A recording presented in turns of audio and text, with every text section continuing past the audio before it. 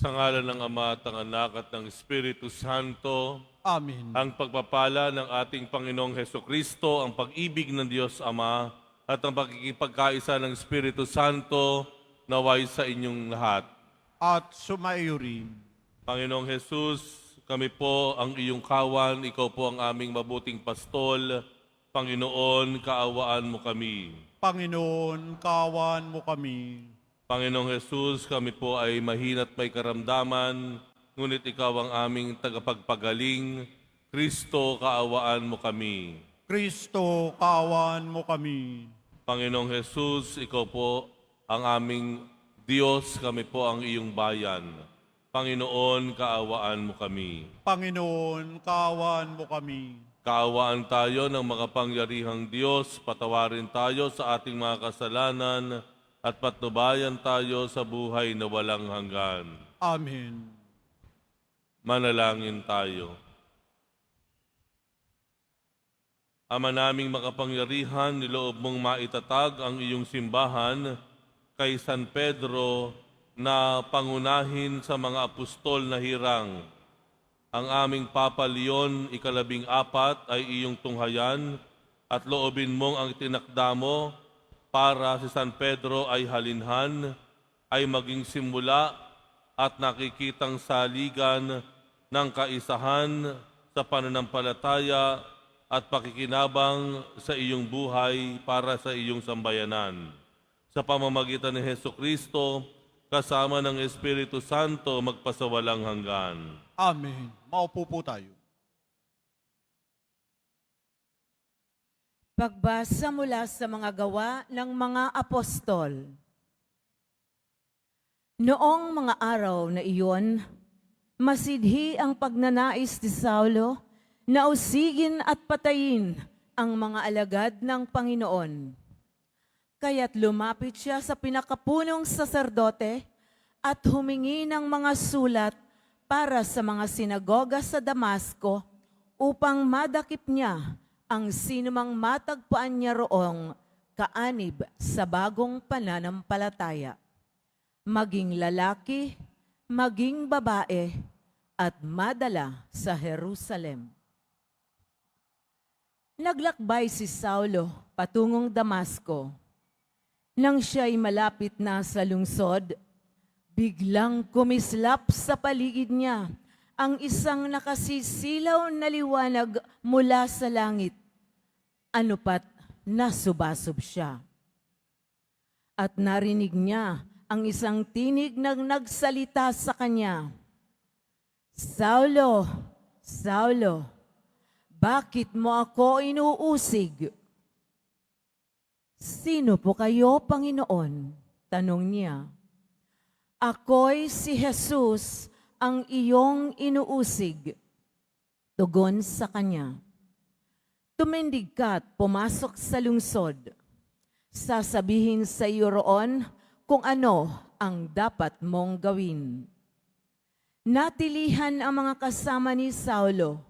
Narinig nila ang tinig, ngunit wala silang makitang sinuman.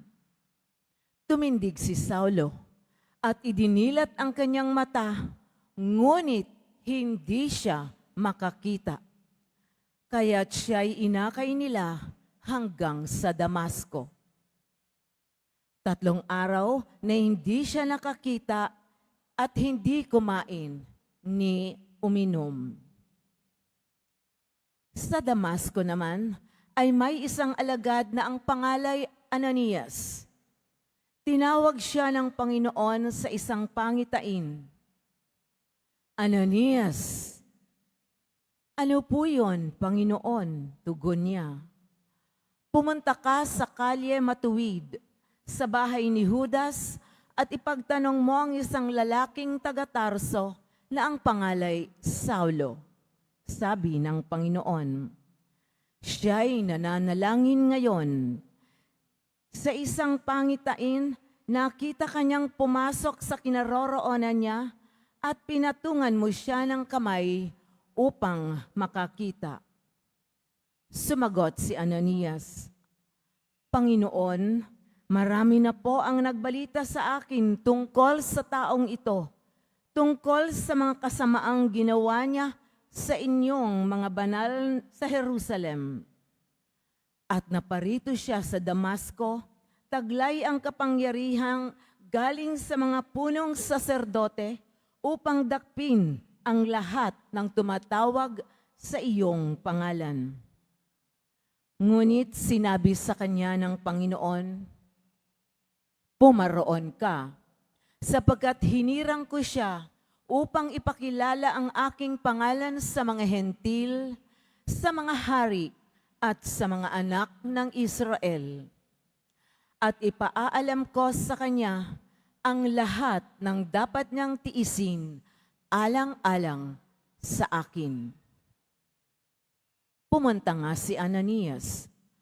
Pumasok siya sa bahay at ipinatong ang kanyang kamay kay Saulo. Kapatid na Saulo, wika niya, pinapunta ako rito ng Panginoong Hesus na napakita sa iyo sa daan nang ikaw ay pumarito. Sinugo niya ako upang muli kang makakita at mapuspos ng Espiritu Santo. Pagdakay, may nalaglag na tila mga kaliskis mula sa mga mata ni Saulo at nakakita na siya. Tumindig siya agad at nagpabinyag. Kumain siya at nanauli ang kanyang lakas. Si Saulo'y ilang araw na kasama-sama ng mga alagad sa Damasco. Pumasok siya sa mga sinagoga at nangaral tungkol kay Jesus. Siya ang anak ng Diyos, wika niya. Ang salita ng Diyos. Salamat sa Diyos.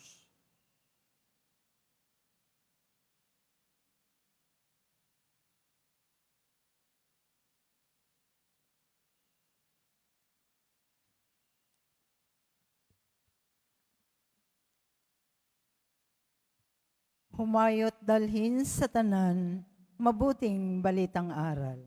Humayot dalhin sa tanan, mabuting balitang aral. Purihin ang poon, dapat na purihin ng lahat ng bansa. Siya ay purihin ng lahat ng tao sa balat ng lupa. Humayot dalhin sa tanan, mabuting balitang aral. Pagkat ang pag-ibig na ukol sa atin, dakila at wagas, at ang katapatan niya'y walang wakas. Humayot dalhin sa tanan, mabuting balitang aral. Tumayo po tayo.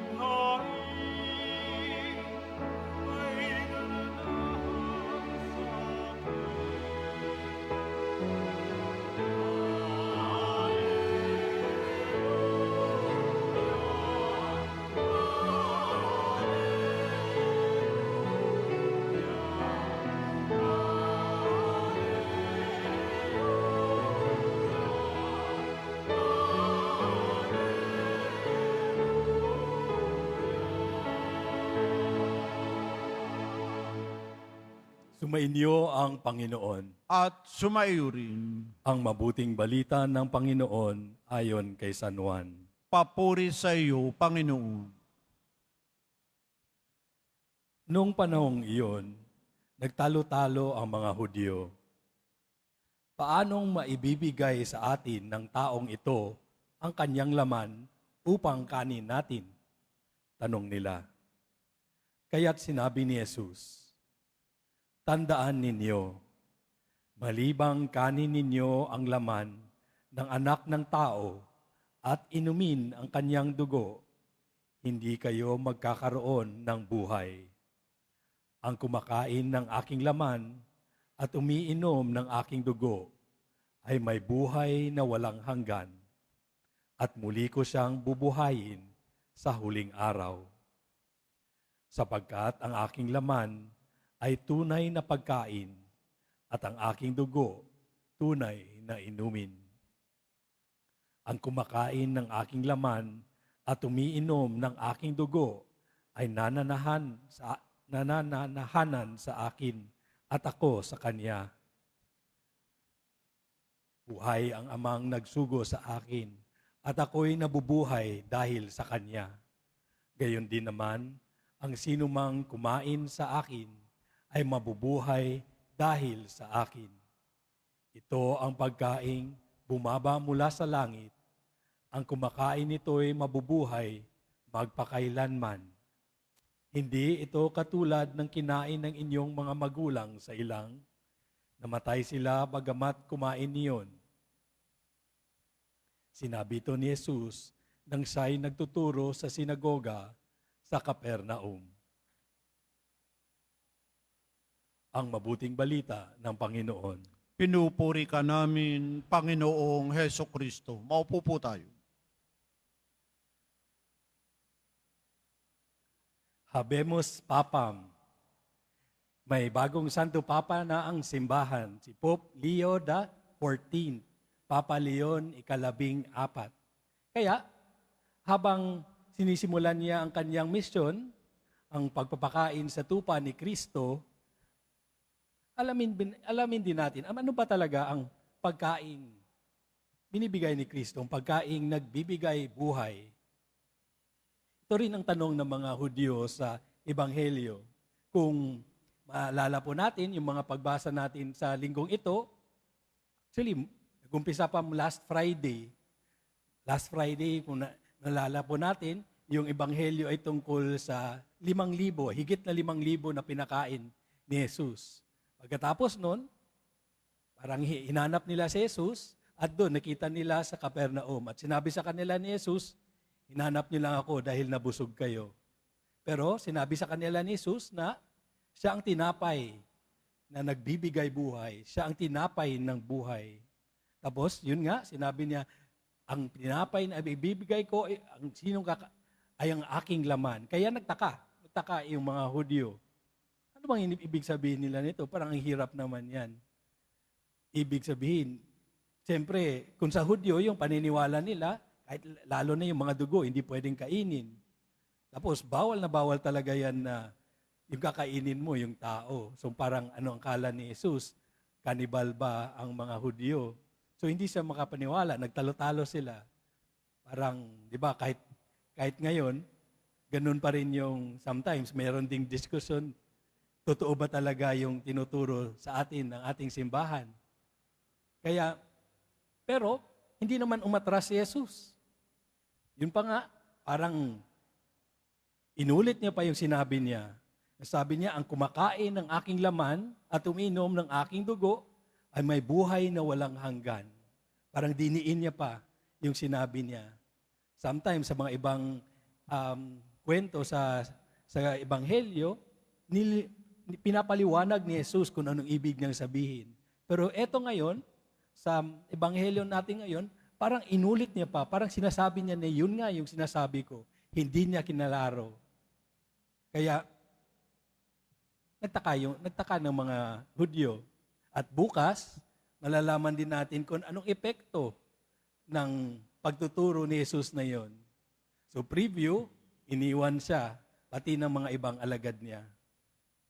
Pero ito yung pananampalataya na ipinasa sa atin mula pa kay Pedro hanggang na kay Leon. At sa bawat misa, ito rin ang pananampalataya na hinahawakan natin, ang Eucharistia. Dahil naniniwala tayo na ang tinapay at ang alak ay nagiging katawan at dugo ni Kristo mismo. Hindi lang simbolo, hindi lang simpleng paalala, pero si Jesus mismo. totoo, buhay at naririto. Pero yun nga, kahit ngayon, ilang daang taon na meron pa ring debate, simbolo lang yan, paalala lang yan. Kahit tayo dito, minsan, nakakalimutan din natin, di ba? Yung anak ng kaibigan ko, sabi niya, yung tawag niya sa banal na osya, na banal na Eucharistia, Holy Biscuit. So sometimes, kahit tayo nga dito, nakakalimutan din natin kung gaano kahalaga nga yung tinatanggap natin kapag tayo'y ng mga nagkukomunyon. Mahirap din ba paniwalaan? O baka sometimes, baka nakasanayan na lang natin, parang naging routine na lang natin. Diba? Parang automatic na lang na pag tayo'y nakapila, pag tayo'y nagtatanggap ng komunyon, sumasagot na lang tayo kung ano nang nasanayan natin. Sometimes, iba pa yung sagot. Thank you. Sometimes, walang sagot. Tango-tango na lang. Pero, kung babasahin nga natin sa ibang translation ng ebanghelyo, kung sa English, merong word na hindi na narito kapag sa Tagalog na translation. Yun po yung amen. Usually, si Jesus kapag may gusto siyang ibibigay na punto, sasabihin niyang amen, amen. Pero wala yan, parang hindi yan natin nakikita dito sa mga Tagalog po natin na translation. Pero mahalaga po yun po, di ba, yung sinasagot natin kapag tinatanggap natin ang komunyon. Amen. Mahalaga po yun. Bakit? Kasi, anong ibig sabihin ng amen? Ito'y pagsasang-ayon sa lahat ng mga tinuturo. Ito'y nagsasang-ayon kapag tinatanggap natin ang mamaya, ang osa, ang banal na osa, kapag mag-communion tayo, parang ito yung tugon natin sa sinasabi, ang katawan ni Kristo. Yun yung sinasagot natin, amen. Dahil naniniwala tayo na ito'y tunay na katawan ni Kristo. Amen ang sagot natin dahil tinatanggap natin na ang presensya ni Jesus ay nandirito sa ating buhay. Amen dahil nais nating maging bahagi ng kanyang katawan, ang simbahan. Amen ang sagot natin dahil gusto nating mamuhay ayon sa mga tinuro at halimbawa ni Jesus. Ang amen ay hindi lang dagdag after ng mga dasal po natin. Ito'y hindi lang palamuti. Ito'y bahagi ng ating pananampalataya. Ang amen mismo ay isang dasal. Ito'y sagot sa paanyaya ni Jesus na ito'y pagpapatotoo na alam natin kung sino ang ating tinatanggap. Kaya, ang tunay rin na tanong ay hindi lang nasasabi ba natin ang amen kapag tinatanggap natin si Jesus. Baka ang mas mahalagang tanong rin ay, totoo bang amen na sinasagot ko? Nanggagaling ba ito sa pusong naniniwala o dahil nakasanayan lang, yan yung tinuro, automatic na lang, at nakalimutan na natin kung sino talaga ang ating tinatanggap. Sometimes, pero hindi naman tayo nag-iisa. Kasi sometimes, hindi rin natin nakikita kung ano nga talaga ang nasa harap natin. Maging si Saulo, sa unang pagbasa, matagal ng bulag. Hindi lang yung physical, kundi pati na rin yung spiritual. Para sa kanya, tama yung ginagawa niya, mali ang ginagawa ng mga sumusunod kay Jesus. Saradong loob niya, kalaban niya ang mga alagad, ang mga sumusunod sa kay Jesus. Pero hindi siya pinabayaan ng Panginoon. At sa liwanag ng pananampalataya, unti-unting binuksan ng Panginoon ang kanyang puso, ang ginamot ang kanyang pagkabulag, at anong resulta? Siya ay bininyagan. Binigyan siya ng bagong misyon. Nakilala niya, nakita niya si Jesus, naengkwentro niya si Jesus, at dahil doon, nagbago po siya. At meron siyang bagong tugon. Meron siyang tugon, meron siyang bagong misyon. Mula sa nagkaaway ng pananampalataya, naging apostol siya. Mula sa pagsuway, naging tagapahayag ng mabuting balita. Si Saulo, si San Pablo, ang larawan ng marami din sa atin. Minsan, may bahagi din sa atin, di ba? Na parang sarado din. Hindi buo yung binibigay natin kay Jesus. Pero ang kabutihan nga ng Diyos ay hindi sumusuko. Lumalapit siya, kumakatok siya, inianyahin na tayong muling maniwala, muling tumanggap, muling magsabi ng Amen. Kaya ngayon na may bago tayong Santo Papa, magandang tanungin din natin ang ating sarili. Tayo ba, sa puso po ba natin, handa ba tayong sumagot ng Amen sa tawag ni Kristo? Sa communion, sa salita niya, sa plano niya para sa atin. Ano ba yung ating sagot? Amen ba talaga? Handa ba tayo doon? At kaya mamaya, kapag tayo nagpipila na tayo para mag-communion, kung totoo nga na ganun ang nasa puso natin, sabihin natin ng malinaw at totoo ang Amen. Huwag lang sa bibig, hindi lang tango-tango or thank you. Pero Amen. Naniniwala po ako. Tinatanggap ko po kayo. Hindi lang to simpleng tinapay, si Jesus po mismo. Buhay at narito kasama natin. At sa pagtanggap natin sa Kanya, sinasabi rin natin, Amen, Panginoon. Tinatanggap kita.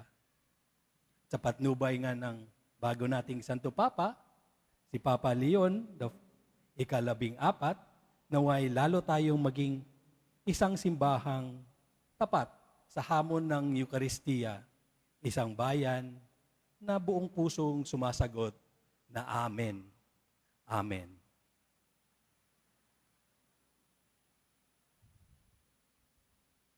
Tumayo po tayo.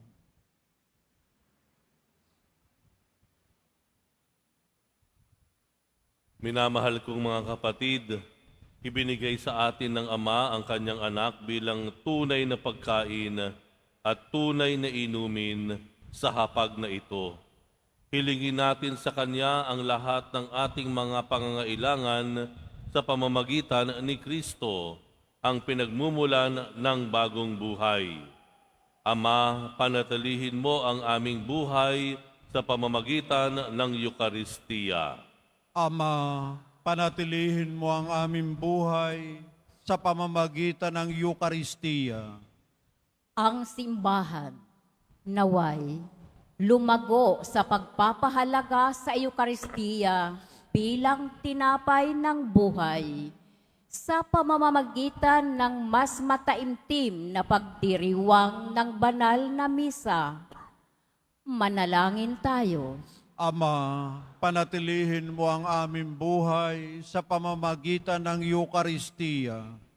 Bilang isang pamayanan, naway, hindi natin ipagwalang bahala ang ating buhay pananampalataya.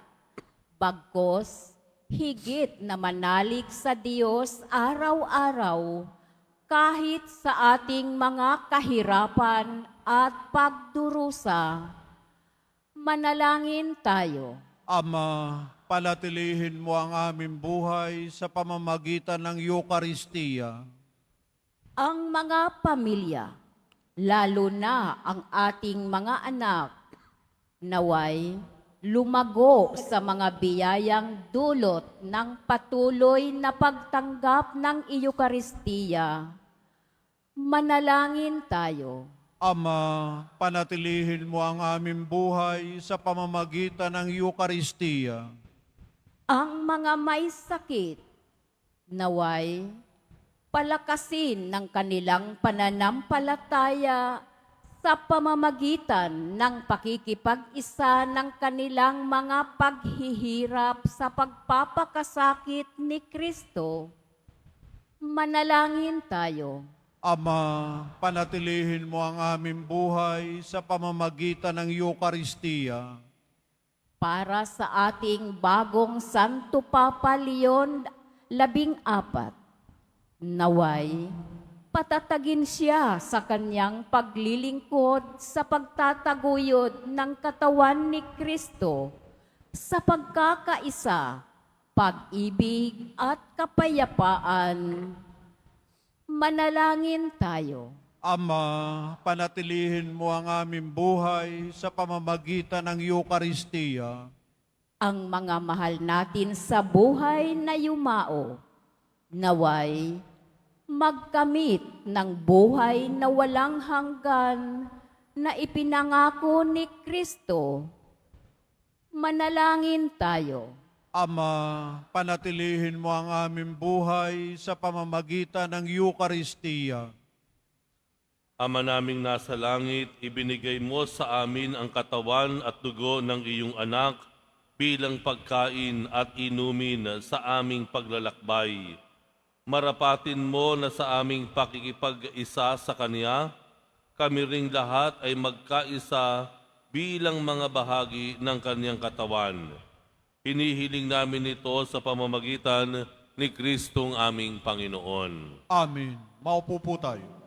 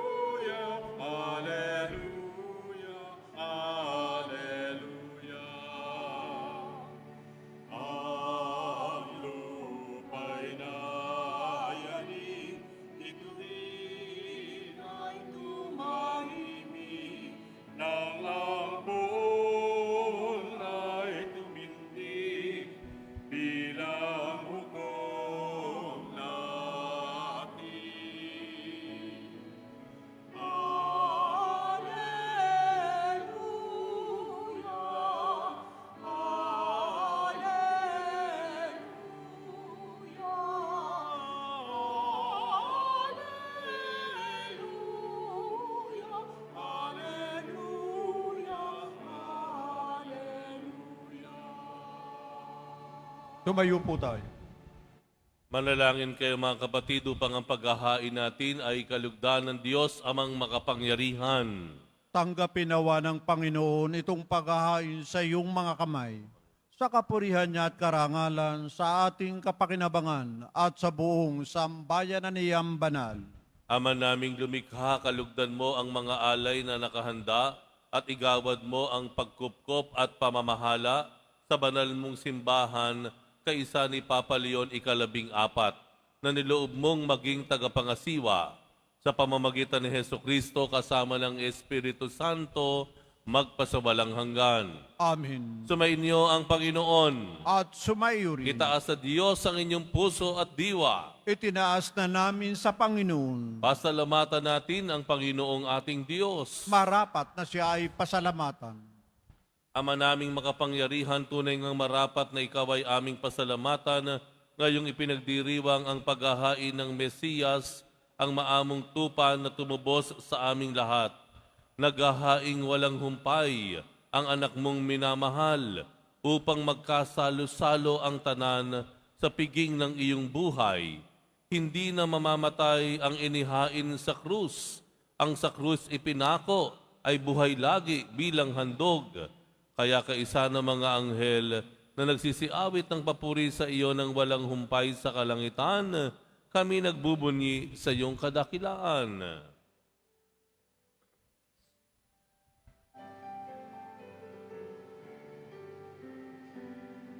Santo, Santo, Santo, Panginoong Diyos ng mga upo, napupuno ang langit at lupa ng kadakilaan mo. Hosana, Hosana, Hosana.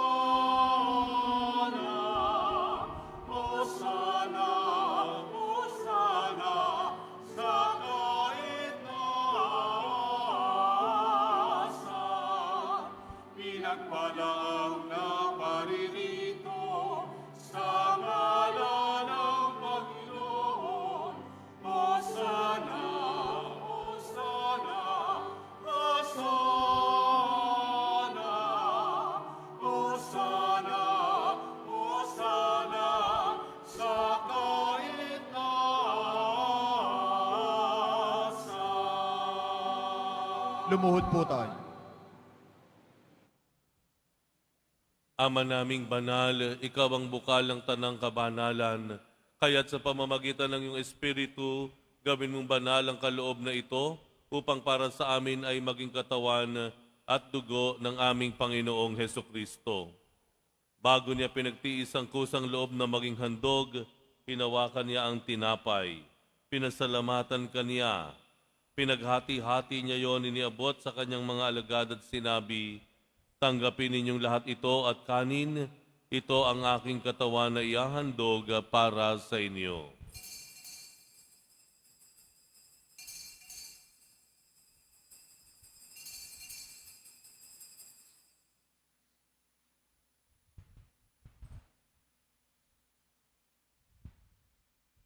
Gayon din naman nung matapos ang hapunan, hinawakan niya ang kalis, muli kaniyang pinasalamatan.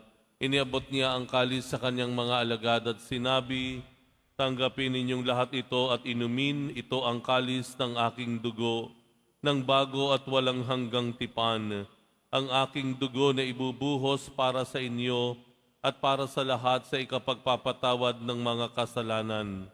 Gawin ninyo ito sa pag-alala sa akin.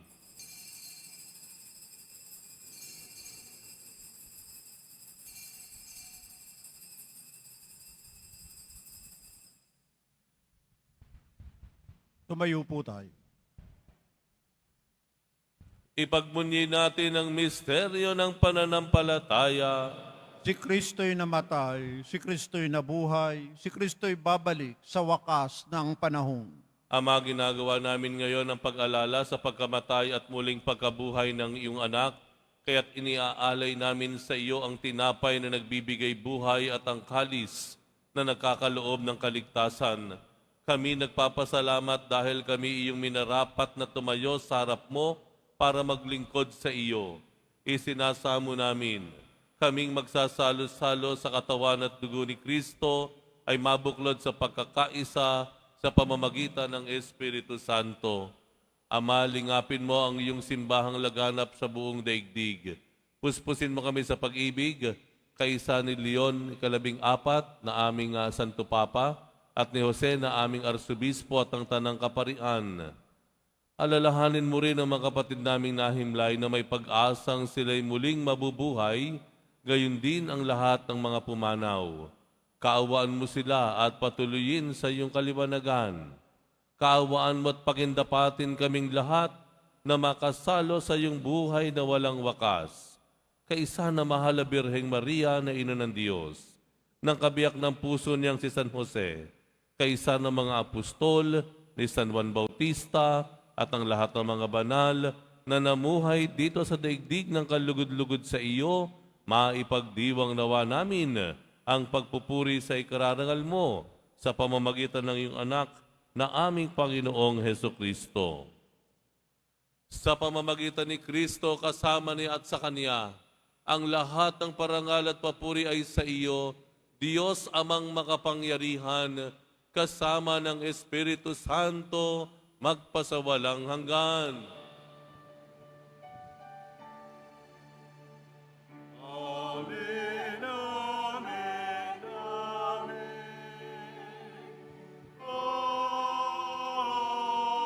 Amen. Amen, amen,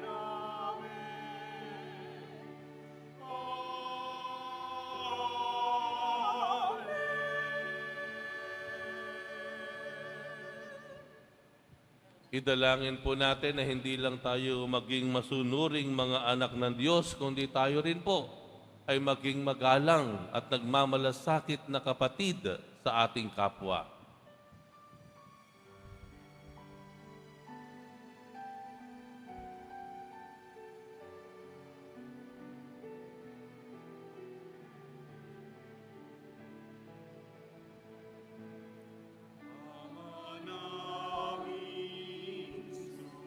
Sumasalangit ka, sambahin ang ngalan mo.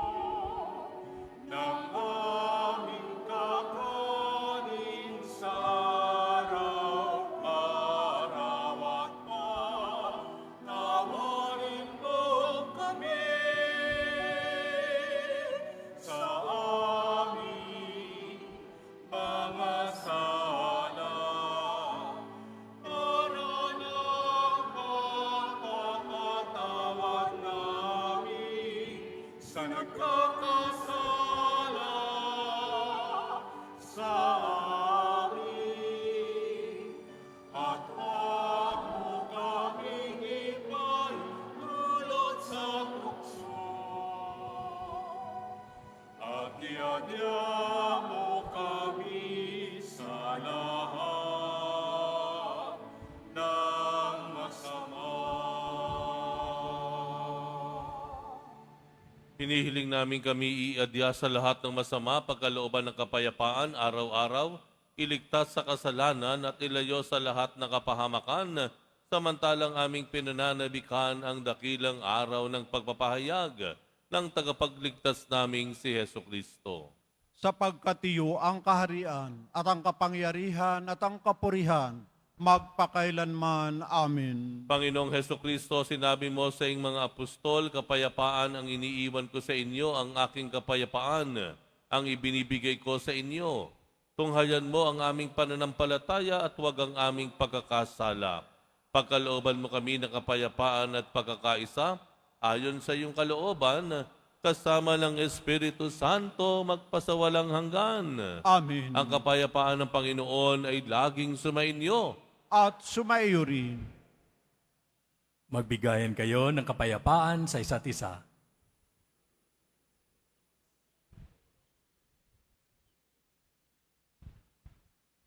Kordero ng Diyos na nag-aalis ng mga kasalanan ng sanlibutan, maawa ka sa amin.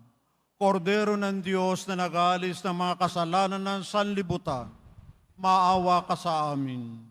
Kordero ng Diyos na nag-aalis ng mga kasalanan ng sanlibutan, ipagkaloob mo sa amin ang kapayapaan. Lumuhod po tayo.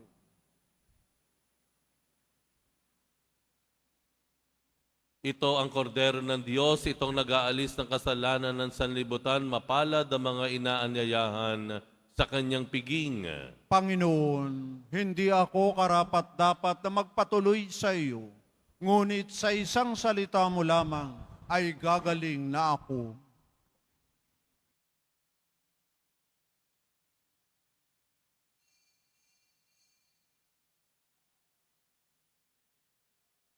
Para sa lahat ng tatanggap ng banal na komunyon, sasagot po tayo ng amin pagkasabi ng pario ng lay minister ng katawan ni Kristo at isubo agad sa bibig bago umalis sa harapan ng pari o lay minister. Sumunod po tayo.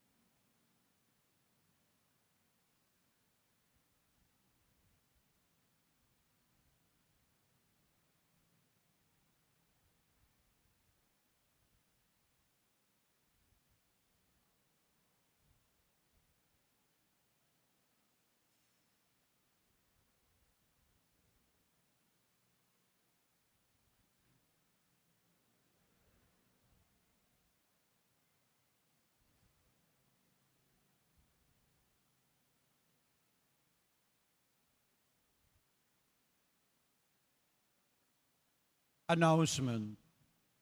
Mga kadiboto, mabibili pa rin po sa ating Paris Supis ang Nazareno Images, Nazareno Medallion at ang Nazarene Novena and Prayer Booklet in English or Tagalog. Ang Nazarene Catholic School, ang Paaralang Basilica Minor at Pambansang Dambana ni Jesus Nazareno ay tumatanggap na ng mag-aaral mula sa preschool hanggang senior high school para sa school year 2025-2026. Sa mga mag-aaral na papasok para sa grade 1 at grade 7, ang paaralan po ay nagbibigay ng libreng mga libro sa darating na pasukan. Mayroon din pong academic discount sa mga mag-aaral na kabilang sa top 10 na papasok ng grade 1 at grade 7. May matatanggap na 13,000 EEC subsidy ang mga grade 7 na patuloy na matatanggap hanggang sa sila ay makarating sa grade 10. Bukod pa po dito, ang lahat ng mga mag-aaral na papasok bilang grade 11 mula sa public school ay maaari pong mag-enroll ng libre at wala nang babayaran hanggang sa siya ay matapos ng senior high school.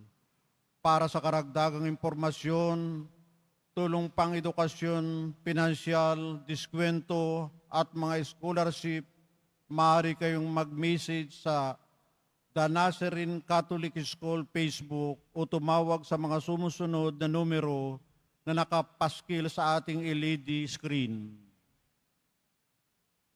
Pagkatapos ng misang lahat ay wiwisikan po ng banal na tubig at magaganap sa labas ng ating simbahan. Ang lahat po ng aitang labasan ay sa Quezon Boulevard at sa Plaza San Juan lamang. Iwasan po natin ang magtulakan. Sumunod po tayo.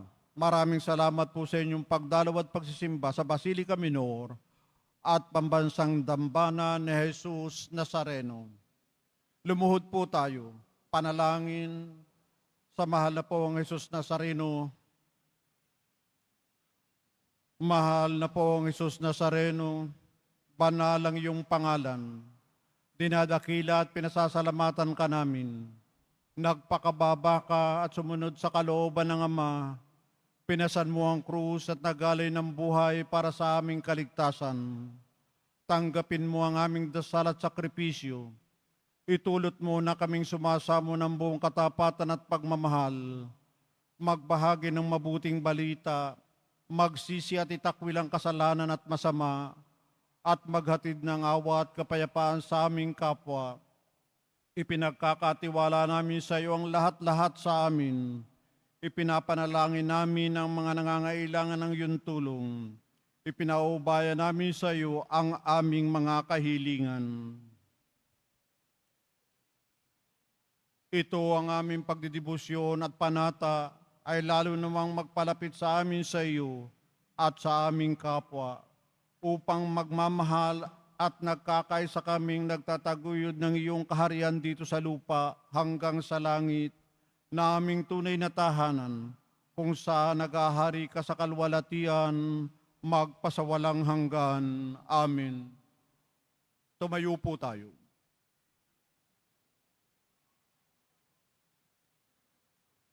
Manalangin tayo.